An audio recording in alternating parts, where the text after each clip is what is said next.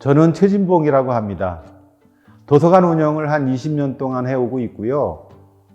도서관이 지역의 문화공간으로 자리매김하기를 바라면서 그 실천적 대안을 제시해오고 있습니다.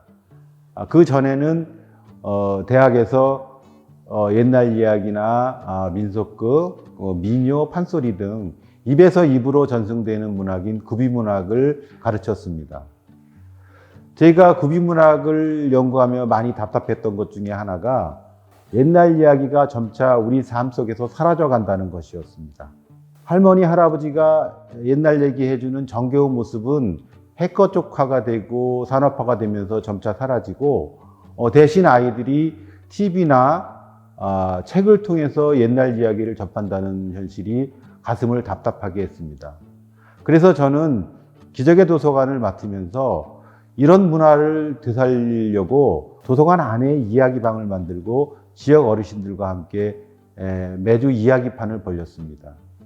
매 주말마다 아이들이 이야기방에 몰려와서 어르신들이 해주는 이야기에 눈을 초롱거리면서 흠뻑 빠져드는 모습을 보면서 이야기판을 살릴 수 있다는 가능성을 많이 느꼈습니다.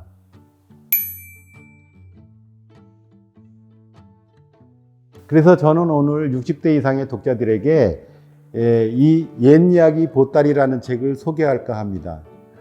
이 책에는 112가지의 옛날 이야기가 수록되어 있습니다.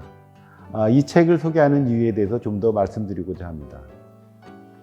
먼저 이야기를 해주는 어른, 즉 노인 세대에 대한 이야기를 해볼까 합니다.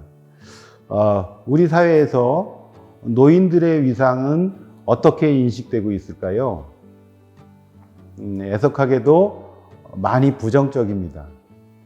젊은 세대의 부양부담 세대 또는 디지털 환경에 적응하지 못하는 잉여 세대, 심지어는 젊은 사람들에게 잔소리만 해대는 꼰대 등 굉장히 부정적인 요소, 긍정적인 요소는 거의 찾아볼 수가 없습니다.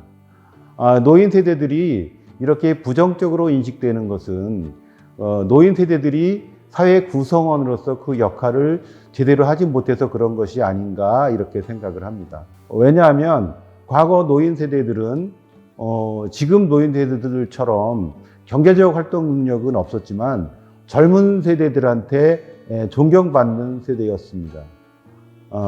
그것은 노인 세대들이 그 삶을 살아온 여러 가지 경험을 토대로 해서 노인들이 속한 단위, 즉 가정이나 마을에서 어른의 역할을 제대로 해왔기 때문이라고 생각을 합니다. 젊은 자손들에게는 그 살아온 경험을 바탕으로 그 시행착오를 겪지 않고 더 나은 삶을 살기 위한 방향타 역할을 했고요. 어린 자손들에게는 올바른 가치관을 갖고 살도록 사랑으로 양육하는 중요한 역할을 했습니다. 이런 노인의 역할 중 가장 중요한 것은 저는 어린 자손들에게 흥미로운 이야기를 많이 해준 것이라고 생각을 합니다. 이런 이야기를 통해서 자손들은 어떻게 살아야 할지에 대한 스스로의 깨달음을 얻었고 마음껏 상상하며 풍부한 감성을 지닐 수도 있었고요. 다른 사람의 말에 귀 기울이는 사회생활의 중요한 덕목을 갖추기도 했습니다. 정말 이런 교육이야말로 살아있는 교육이라고 할 수 있습니다. 옛날 이야기는 하찮은 이야기가 아닙니다. 우리 삶의 다양한 모습들이 녹아있는, 그래서 살아가는데 매우 유용한 영양분의 집합체라고 할 수 있습니다. 옛날 이야기는 보통 신화, 전설, 민담을 옛날 이야기라고 하는데, 신화는 자신이 속한 집단에 자부심을 갖게 하고 온갖 어려움을 극복하게 하는 의지를 심어줍니다. 전설은 또 자신이 사는 지역에 자부심을 갖게 하고 우리 삶의 비극적인 것들에 대해 면역력을 갖게 해 스스로 타개할 수 있는 힘을 키워줍니다. 또 민담은 삶을 만만하게 그리고 긍정적으로 보며 슬기롭게 대처할 수 있는 역량을 키워줍니다. 또 이런 이야기를 들려주는 이야기판은 말하는 사람의 말소리와 표정, 몸짓만으로 이야기를 온전하게 이해해야 되므로 다른 사람의 말을 귀담아 듣는 습관이 들게 되어서 의사소통을 원활히 할 수 있는 능력이 자연스럽게 형성되게 합니다. 그래서 우리 조상들은 이런 힘을 가진 옛날 이야기를 자손들에게 끝없이 들려주며 스스로 올바른 삶의 가치관을 지닌 인간적인 사람으로 자라도록 유도한 것이라고 할 수 있습니다. 그런데 이런 살아있는 교육의 장이 사라졌어요. 그래서 하루빨리 노인 세대들이 이 사회적 역할을 찾는 것으로서 어린 자손들에게 이야기를 들으며 자랄 수 있는 환경을 하루빨리 만들어야 한다고 생각합니다. 지금 어린이들이 자라는 환경은 디지털과 인공지능이 기반이 된 4차 산업혁명 시대입니다. 다시 말해 더욱 개인화가 중시되고 물질 만능이 극치를 달리는 환경이라고 할 수 있어요. 이런 환경은 지금보다 훨씬 더 비인간적인 사회로 치달을 것이 분명합니다. 저는 이런 시대에 가장 필요한 것이 공감과 소통 능력이라고 생각합니다.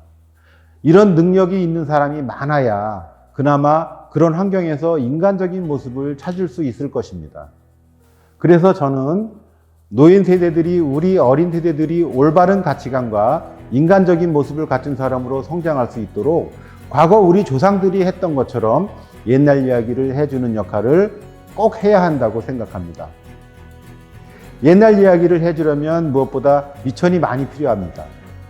막상 옛날 이야기를 하려고 하면 너무 오래전에 들은 이야기라 세세하게 기억하기가 힘들죠. 그러니까 이런 이야기책을 읽다 보면 어린 시절에 들은 이야기가 새록새록 생각이 날 겁니다. 그것을 아이들에게 자신의 이야기를 하듯이 자연스럽게 들려주면 됩니다. 이야기판은 거창한 것이 아니에요. 사랑하는 눈빛으로 아이들에게 진솔하게 하면 됩니다. 또 이 책을 읽다 보면 그동안 놓치거나 잊었던 삶의 지혜가 많이 보일 것입니다. 제 경험으로는 노인 세대들도 아이들과 마찬가지로 이야기를 즐기는 재미있는 시간을 갖게 될 거라 확신합니다. 그래서 저는 오늘 이 책을 소개한 겁니다. 재미있게 읽어보시고 그동안 살아왔던 자신의 삶을 되돌아보고 또 이런 이야기를 해줄 수 있다는 자신감을 꼭 갖기를 바랍니다. 그리고 이야기를 어떻게 해줘야 좋은지 자세하게 설명하는 이 옛 이야기 들려주기와 왜 옛날 이야기가 어린이들에게 꼭 필요한지, 그리고 이야기에는 어떤 의미가 숨겨져 있는지에 대해서도 알아야 하니까 이 전래 동화 속의 비밀 코드, 그리고 옛 이야기 되살리기 책도 더불어 소개합니다. 잘 읽어보시면 제가 이러한 책들을 소개하는 의도에 많이 공감하게 되실 거라 생각합니다. 옛날 이야기에 관한 책은 그림책도 많고요. 글밥이 많은 단행물로 나온 책들도 많아요. 가까운 도서관에 가면 제가 소개하는 것보다 더 좋은 책들도 많으니까 많이 읽어보시기 바랍니다. 그리고 우선 손주들에게 재미있게 이야기해 주시고 자신감이 붙으시면 가까운 도서관에 가서 사서들과 상의해서 이야기판을 만들어 보시기 바랍니다. 혼자가 쑥스러우시면 주변 지인들과 동아리를 만들어 활동하시면 훨씬 재미있고 의미 있는 활동이 될 거예요. 많은 활동 기대하고요. 더불어 우리 노인 세대들도 우리 사회 구성원으로서 이런 의미 있는 역할을 하는 세대다라는 것도 많이 보여주시기 바랍니다. 감사합니다.